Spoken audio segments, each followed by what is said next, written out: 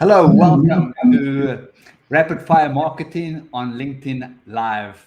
I'm Moreno, your host. Today I'm joined by Deborah Reynolds, also known as the Now to Wow Diva. Deborah is the founder and president of About Face Image Consulting. Deborah has several questions about the success matrix and will take the matrix for a test drive. To those of you watching, you can also try it and see what your probability of success is at achieving significant life goals. Deborah, let's get right into the program. Absolutely. My pleasure to be here, Moreno. I'm excited. So, Moreno, you have actually entitled this event the Success Matrix Calculator, Your Achievement Power from 2 Points of View.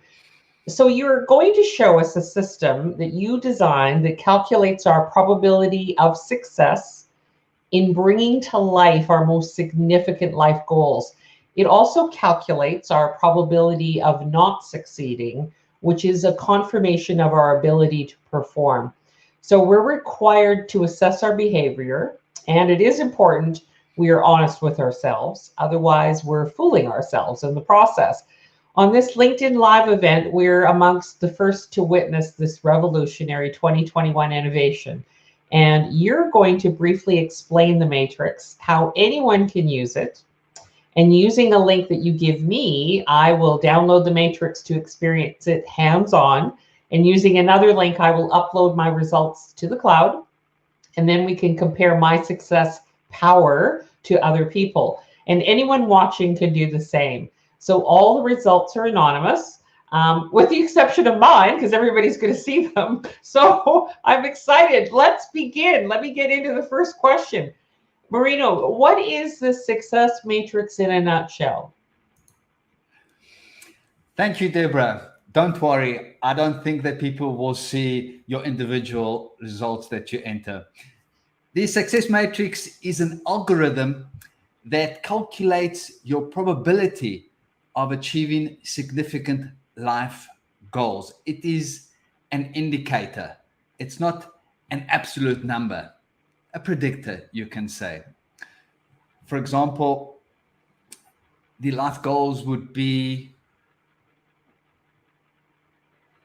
achieving or growing a significant business successfully over a long period of time. Deborah, do you have another question? Yes. How did you actually come up with the idea? See, we know that in achieving significant life goals like becoming an Olympic athlete, becoming a surgeon, or starting, growing, and running a successful business, one has to apply a lot of personal traits. What I would like you to do now, Deborah, is just pick a number that you think reflects your probability of success. And then write this number down and keep it until the end. And then we can compare it to the result that the matrix calculates for you. Okay, I've written it down. Perfect. How many personality traits are we talking about? Okay, good question. Before we get to the personality traits, just going back to the question that you asked before, how did I come about this matrix? Did you know that out of every 10 people that implement a online business program, and we're talking about a significant program which costs several $1,000s, 9 out of 10 people fail to implement it. So the question is, why? Because these people have the skills. We know that the product works. They're even given a manual, a how to implement program, yet they're unable to successfully implement it. This is what got me thinking that it is not the skills, it is not the person's skills that determines that person's ability at bringing about the success of a project, an endeavor that they embark upon. Their success depends on their personality traits. And I concluded that it is these personality traits that take precedence over skills that a person has in achieving significant life goals. Deborah, do you have another question regarding this? Yeah, that absolutely makes a lot of sense, that the personality would actually have a greater effect than the skill set, because a lot of people that I know are skilled, but for some reason they're struggling in a lot of areas. So just going back to the personality traits, like how many are we talking about here? Good question. How many personality traits do you think there are? Oh my gosh, I have no idea. Pick a number. Pick a number. Oh, I'm thinking probably, there could be 100 or more. A good guess. Foster and Master, they actually identified 800 personality traits and categorized them into positive, neutral, and negative traits. I'm using these traits as follows. I'm using the positive traits to determine a person's probability of success, and the negative traits to calculate that person's ability of not succeeding, if that makes sense. Wow. Here are all the pages of all the traits that Foster to Master has identified. That's incredible. I mean, that sort of leads me to believe that people have to put a lot of effort into their self-growth and development to kind of master this process. Are you applying all 800 of these traits to the matrix? Good question. Definitely not. Obviously, it's too cumbersome and difficult and complex to do that. What I did is I did some research. I researched 14 sources, and using input from those, I was able to take those 800 characteristics and bring them down to 40 dominant ones. Then I took those 40 dominant ones and broke them down to the more salient ones, the pertinent ones, 20 traits. I'm using 10 of those salient traits for the success matrix and 10 for the non-success matrix. Wow, that sounds very exciting in terms of what people want to understand about themselves. So without going into a lot of detail, how does it actually work? Good question. This is what the success matrix panel looks like. You see the blue bar or the blue column. In the blue column are the personality traits related to a person's success.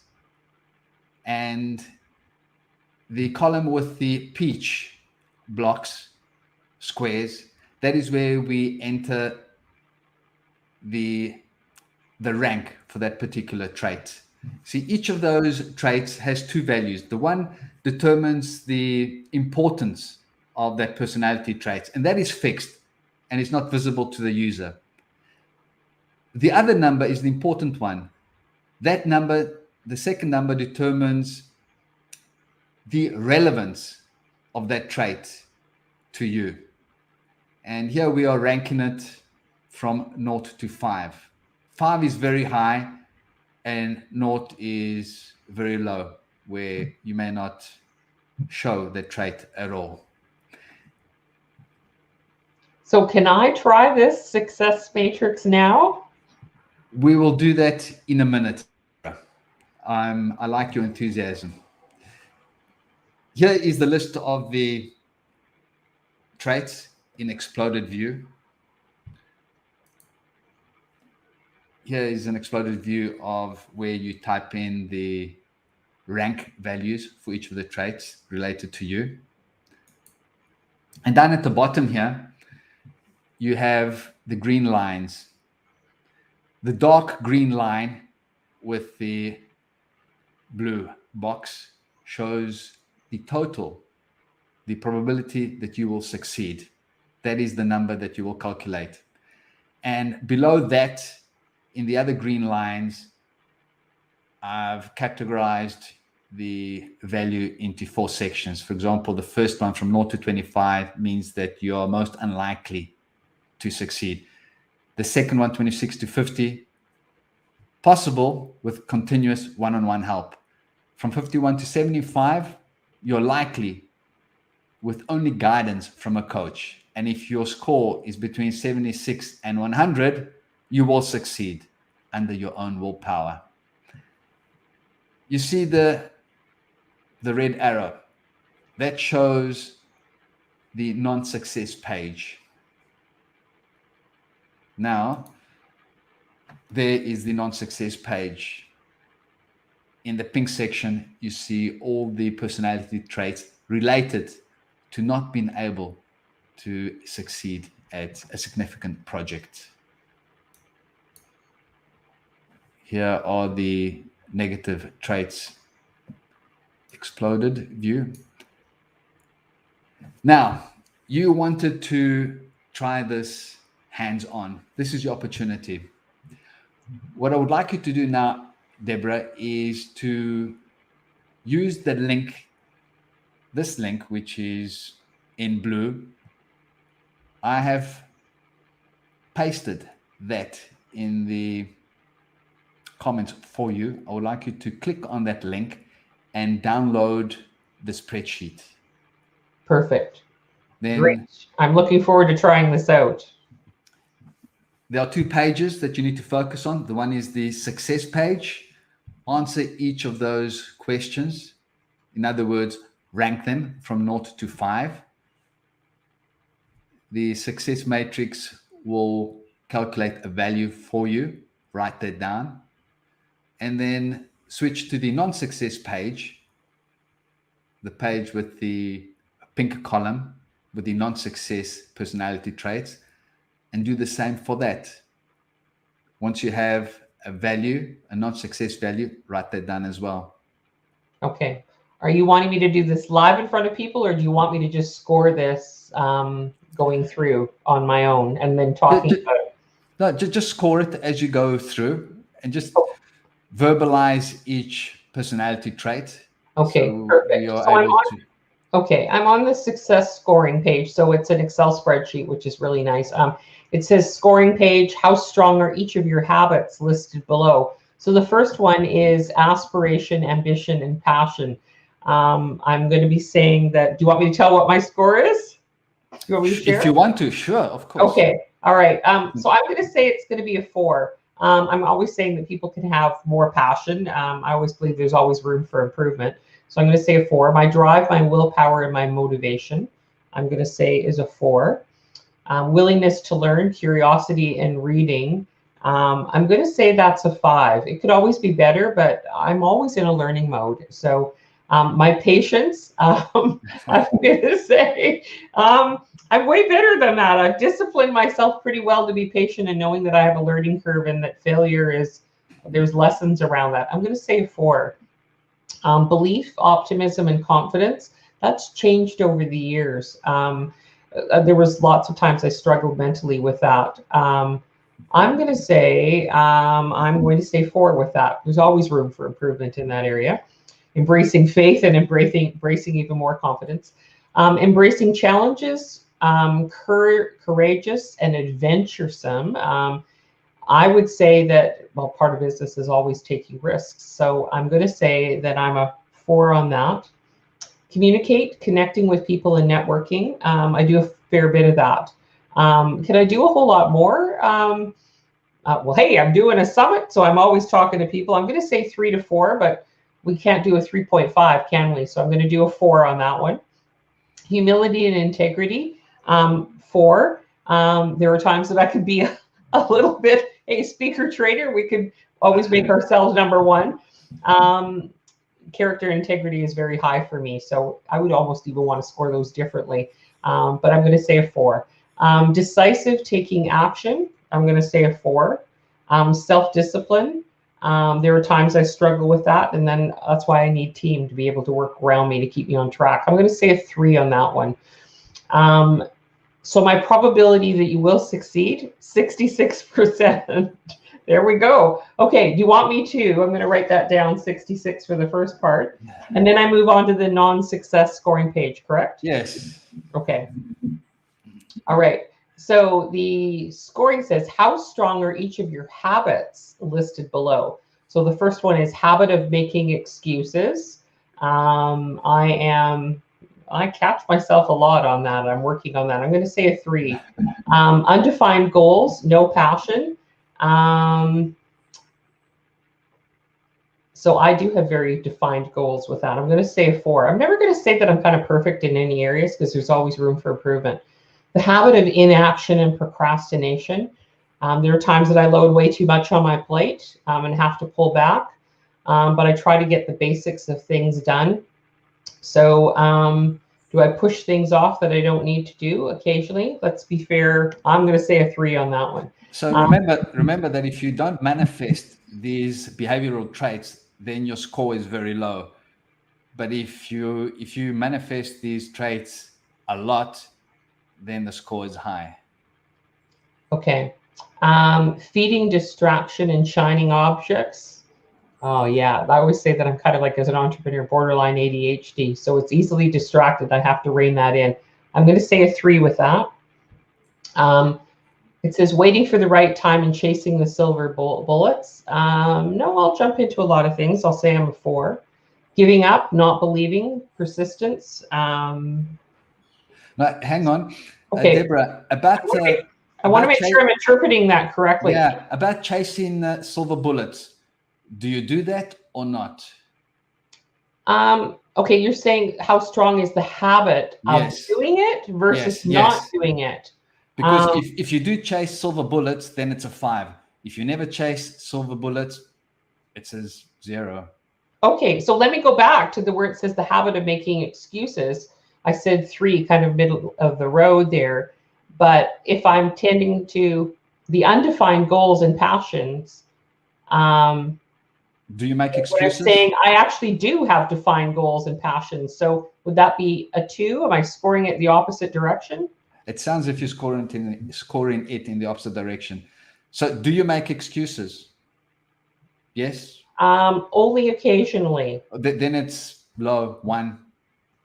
Okay. Okay, there we go. There's the correction on that one. So undefined goals and passions. I have goals and I have passions. So I'm going to say that would be 1. Like a 1. Yeah. Okay. The habit of inaction and procrastination. Do you procrastinate? Occasionally. So I'm going to say maybe 2. A 2. Okay, there we go. I'm scoring that better. Yeah. Okay. Feeding distraction and shiny objects. Do I get distracted? I can occasionally, but I'm going to say that's a 2. Yes. Waiting for the right time, chasing the silver bullets, as in kind of, no, I tend to. 1. Okay. Yeah. Okay, giving up, not believing, persistence. I am definitely persistent. So that would be a 0. Not correct. Oh, good. I'm scoring correctly now. Okay, good. Expecting results with no effort. That would be a 0. Okay. Not asking questions and knowing it all. I do ask a lot of questions, and I always feel like I don't know enough, and I keep searching. So that would be 1. So it would be a 1. Okay. Yeah. The fear of failure. I think that always exists for everybody, but it's the persistence that we keep moving forward and going. I could do this. I could do this. Maybe 3, 2. Okay, let's say 2. And then expecting immediate results. I know that things are gonna. I'm gonna say a 2 on that one. Okay. Oops, just a second. Made 1 a 22 here. I got to jump down to the other one. Okay, 2. Okay, the probability you'll not succeed is 23%. That makes sense. Okay, so now I go back to. You see, if you had not corrected the way you were scoring your non-success, you would have had both numbers above 50. Okay. The idea is to have a high success and a low non-success. You can't have them both high or both low. That's why one number is a confirmation of the other. Because if you're successful, you cannot be not successful. It's one or the other. Okay, great. Now I have to put it inside a program to get my results, correct? Correct. Upload it to, let me share the screen again. Okay, to that one. Perfect. Okay, you've done this one. Now to see how you compare to others, you need to click on the link which I have included in the private chat for you. That is the link over there. Perfect. Okay, I've got that. So I've Okay. uploaded, it says entered the matrix result for success, which I had 66. And then I had, the other one was 23, and then I submit my results. So you've, correct. Get them automatically. Are they emailed to me? No. What you need to do now is click on that link, see previous responses. Do you see, as I have on the slide? I do. Do you have that Wow. on your web page? I do. Okay, and then you should get a graph similar to this one. Okay, and you will have two graphs, the one for success and one for non-success. You know the numbers that you entered. One was in the 70s, the other one in the 20s. And you see where your numbers lie compared to those of other people that have submitted results. Okay, interesting. You got that? Yeah. Okay.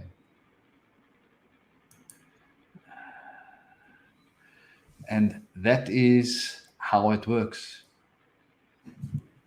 And then how we work with that and what we're supposed to do with it, how to interpret it and improve upon it is a whole different matter, correct? Yes, and unfortunately, many people don't pay attention to their own behavior, that they are responsible for the outcome of whatever they embark upon. You know, some people have a central locus of control and others have an external locus of control. Those people with an external locus of control find fault with things around them. It is other people's fault.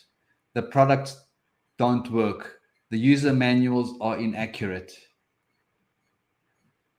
Those are the people that score high on the non-success criteria.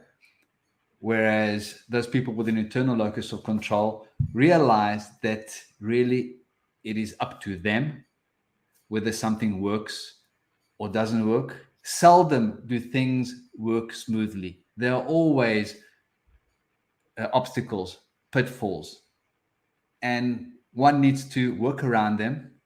And when one falls, one just needs to get up and try again. And those are people that score high on the success criteria, as indicated by this success matrix that you went through. Yeah, I think it's really that whole concept of I am responsible, and what can I do to change it? I mean, that kind of 2 points of view of do I accept what's going on, or do I actually implement some changes in the process to get a different kind of result, and then really thinking about what kind of an outcome result that I want to have, and then work towards that. So it's always a work in progress. It's always making those necessary shifts and changes. And if you don't have that inner desire to succeed, and you haven't even identified what success is, that becomes an issue as well too. But it's a constant working towards, and then getting to the point where there's more ease and flow in the process as well, instead of the constant pushing or fighting to get it done, but just what is the easier path to be able to get there, streamlining the process.